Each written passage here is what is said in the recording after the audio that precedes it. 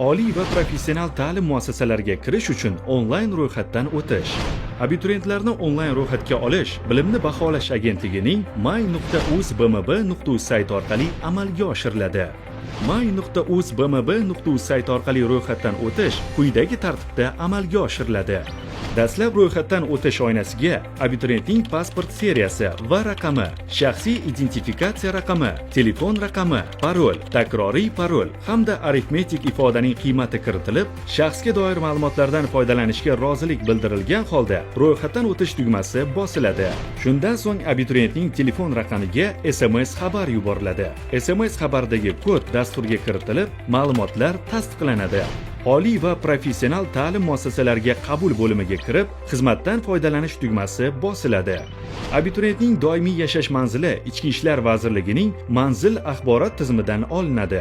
Agar abituriyentning doimiy yashash manzili avtomatik ravishda shakllanmasa, mazkur ma'lumotlar abituriyent tomonidan to'ldiriladi. Tugatgan ta'lim muassasasi oynasidan abituriyent tamomlagan ta'lim muassasasi joylashgan hudud, muassasasi turi va nomi hamda tugatgan yili tanlanib, hujjat seriyasi va raqami yoziladi. Agar abituriyentning tugatgan ta'lim muassasasi dasturda mavjud bo'lmasa, muassasa turidan boshqa o'quv yurti tanlanib, muassasa nomi yozma kiritiladi.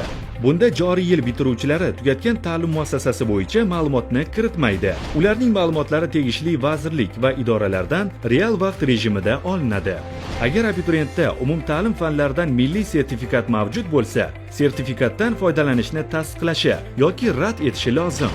Agar abituriyentda chet tilidan xalqaro sertifikat mavjud bo'lsa, chet tili sertifikati bo'limiga kirib, sertifikat ma'lumotlari kiritiladi. Chet tilidan milliy sertifikat ma'lumotlari avtomatik ravishda shakllanadi. Abituriyentda boshqa turdagi imtiyozlar mavjud bo'lsa, bu imtiyozlar tegishli vazirlik va idoralardan olingan ma'lumotlar asosida avtomatik to'ldiriladi. Agar imtiyozlar bo'limida abituriyentning imtiyozi chiqmasa, abituriyent imtiyozni taqdim etgan vazirlik yoki idoraga murojaat qilishi lozim. Ariza topshirish bo'limida test topshirish hududi, ta'lim tili va test topshirish alifbosi tanlanadi. So'ngra test sinovi topshiriladigan fanlar majmuasini aniqlaydi. Agar abituriyent alohida iqtidor talab etiladigan ta'lim yo'nalishini tanlasa, kasbiy, ijodiy imtihon topshirish uchun o'ziga qulay bo'lgan oliy ta'lim muassasasini ham tanlaydi. Agar abituriyent tanlagan fanlar majmuasida chet tili mavjud bo'lsa, tegishli chet tilini ham tanlashi lozim. Saqlash tugmasi bosilgandan so'ng, ma'lumotlarni tasdiqlash uchun abituriyentning telefon raqamiga SMS xabar yuboriladi. SMS xabardagi kodni dasturga kiritish orqali ma'lumotlar tasdiqlanadi. Ma'lumotlar tasdiqlangandan so'ng, abituriyentning qayd varaqasi shakllanadi. Qayd varaqada abituriyentning shaxsiy ma'lumotlari, imtihon ma'lumotlari, imtiyozlari, abituriyentlarga eslatma va abituriyent ro'yxatga olingan vaqt aks etgan bo'ladi. Yuklab olish tugmasi orqali abituriyent qayd varaqasini yuklab olishi mumkin. Abituriyentlar ro'yxatdan o'tish muddati tugagunga qadar o'z ma'lumotlarini o'zgartirishlari va qayd varaqasini qayta yuklab olishlari mumkin. Qayd varaqasida test sinovi uchun to'lovni amalga oshirishi kerak bo'lgan abituriyentlarga invoice hosil bo'ladi.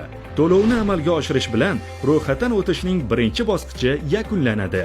To'lovni Click, PayMe, UPay, Paynet kabi elektron to'lov tizimlari yoki bank kassalari orqali amalga oshirish mumkin. Bunda nogironligi bo'lgan shaxslar, to'liq davlat ta'minotidagi shaxslar, ijtimoiy himoya yagona reyestri axborot tizimida ro'yxatga olingan shaxslar va ularning farzandlari, yoshlar daftariga kiritilgan yoshlar va ta'lim muassasalarini joriy yilda tugatgan abituriyentlardan to'lov undirilmaydi.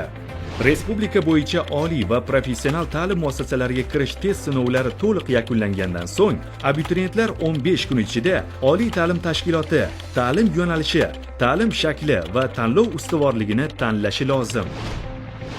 Sizga test sinovlarda muvaffaqiyat tilaymiz.